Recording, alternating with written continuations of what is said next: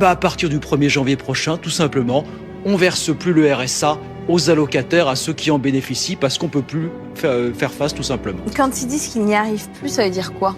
C'est-à-dire vous avez beaucoup, et ça c'est vrai, vous avez beaucoup de départements qui sont dans une situation financière très très compliquée. Il y a 1,9 million de personnes qui touchent le RSA tous les ans. Ça représente pour les départements 12 à 13 milliards d'euros de dépenses tous les ans. Mais le problème, c'est que les départements, vous savez, ils gèrent pas que ça. Ils gèrent effectivement le RSA, mais ils gèrent les EHPAD, ils gèrent les collèges, ils gèrent l'aide sociale à l'enfance, ils gèrent l'aide aux personnes handicapées, une partie de l'aménagement du territoire, et ils disent, voilà, nous on a de plus en plus de dépenses, et en face, l'État qui nous serre la ceinture, on a de moins de dotations, on touche de moins en moins de frais de mutation, ce qu'on appelle les frais de notaire, on a de moins en moins de ressources de TVA.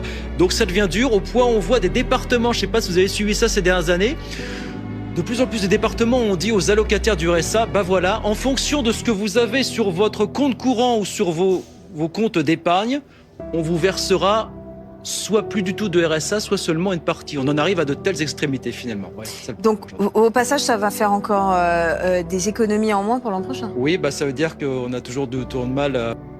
Eh oui, tout simplement.